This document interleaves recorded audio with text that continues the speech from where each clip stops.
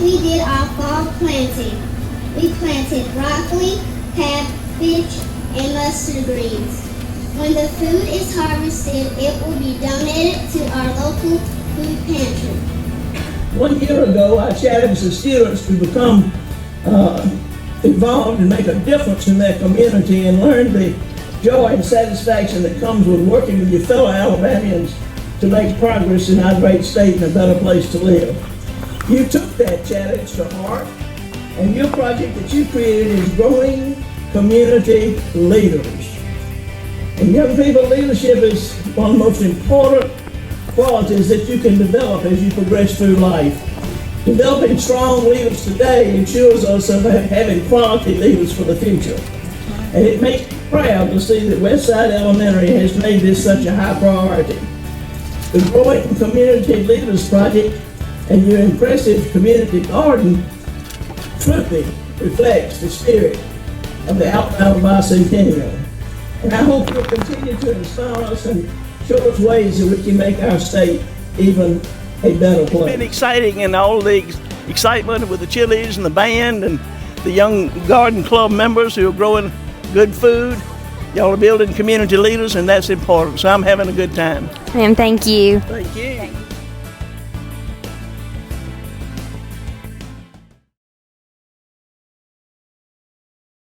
Hi, I'm Avery Schumacher, and today I'm here with Mr. James Spann at the Demopolis Public Library. So, Mr. Spann, has much changed since you've been back to Demopolis?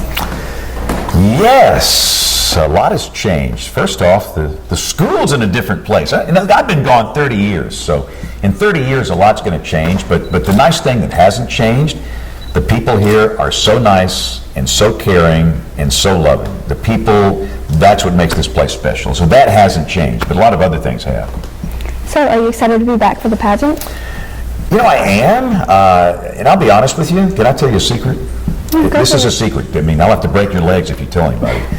Pageants make me really nervous because we raised 2 boys.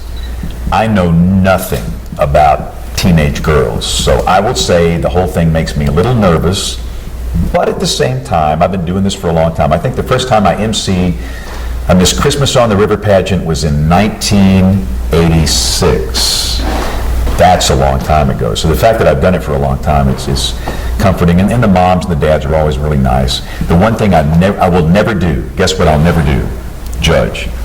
That's the hard part. I've got the easy part. Okay, could you tell me a little bit about your book?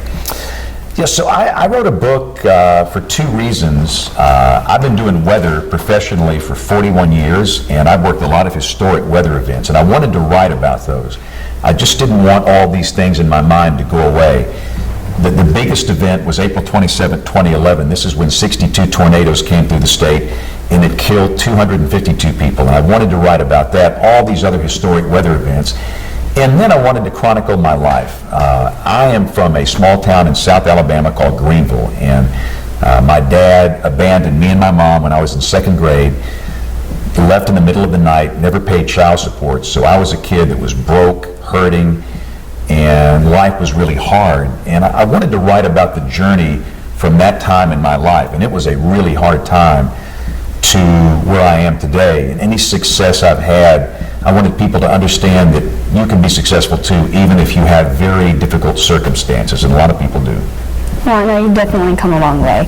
So, do you have any advice for anyone going into weather or media or anything? So, if you want to do media, first off, it will never be the same. Your generation will not watch the news like the previous generations, which is fine. Everything's always changing. So this will be a radically different type business and when you're working, but I think it's going to be better. But even with the changes, first off, if you want to do what I do, meteorology, math, all right? This is good stuff. We're solving a fluid motion problem. So we're working past algebra, past trig, past calculus, into differential equations to kind of do what we do. Math is really important, so focus on math, and you'll need to major in meteorology in college. Any type of physical science is great. If you want to do news or sports, you need to focus on writing, because even if you're on television now, you write a lot. And that's the one thing I regret. I never took any courses in that. I wrote a book, and that took a lot of work and effort because I'm not naturally a writer.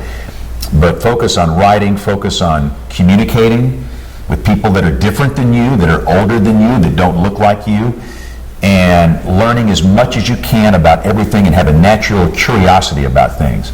And there's going to be a lot of cool opportunities, I think, in the media in the next 20, 30, 40 years, but they won't be the same thing I've done. Well, thank you. My pleasure. Thanks for watching.